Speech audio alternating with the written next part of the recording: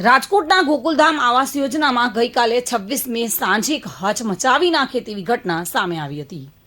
તેમાં એક માતાએ પોતાના જ બાળકને આવાસ યોજનાની છત પરથી નીચે ફેંકી દેવાનો પ્રયાસ કર્યો હતો। જો કે આ બાળકના પિતા સમયસર પહોંચી ગયા હતા અને એક રાહદારીની સતર્કતાને કારણે બાળકનો જીવ બચી ગયો હતો। આ ઘટનાનો લાઈવ વિડીયો સોશિયલ મીડિયા પર વાયરલ થઈ રહ્યો છે।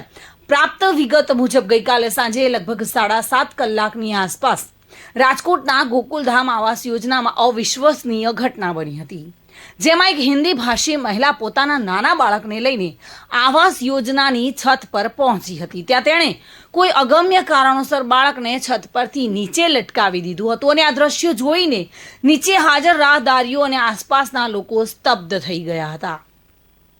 આ દ્રશ્ય જોઈને નીચે હાજર લોકોએ બૂમાબૂમ કરી હતી। જો કે મહિલાએ તેમની બૂમો સાંભળી ન હતી। સદનસીબે મહિલાના પતિ ત્યાં સમયસર પહોંચી ગયા હતા અને તેમણે તાત્કાલિક ઉપર જઈને બાળકને ખેંચી લીધું હતું, જેના કારણે બાળકનો જીવ બચી ગયો હતો।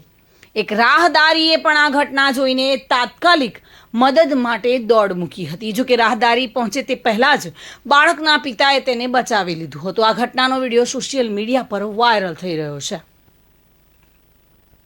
આ ઘટના બાદ મહિલાને માલવીયાનગર પોલીસ સ્ટેશને લઈ જવામાં આવી હતી, જ્યાં તેણે પોતાનું નિવેદન નોંધાવ્યું હતું, જેમાં મહિલાએ જણાવ્યું હતું કે બાળકને માત્ર ડરાવી રહી હતી। જો કે આ નિવેદન કેટલું સાચું છે તે અંગે પોલીસ તપાસ કરી રહી છે। આ ઘટના બનવાના થોડા સમય પહેલા જ મહિલાને તેના પાડોશી સાથે ઝઘડો થયો હોવાનું પણ સામે આવ્યું છે। શું આ ઝઘડાની અસર હેઠળ તેણે આવું પગલું ભર્યું હશે તે પણ એક તપાસનો વિષય છે। મહિલાએ તો મીડિયા સમક્ષ આ અંગે કંઈ પણ બોલવાનું ના કહી દીધું છે। ઉલ્લેખનીય છે કે આ ઘટનાએ ફરી એકવાર પારિવારિક સંબંધો અને માનસિક સ્વાસ્થ્યના મુદ્દાઓ પર ગંભીર ચિંતન કરવાની જરૂરિયાત ઊભી કરી છે।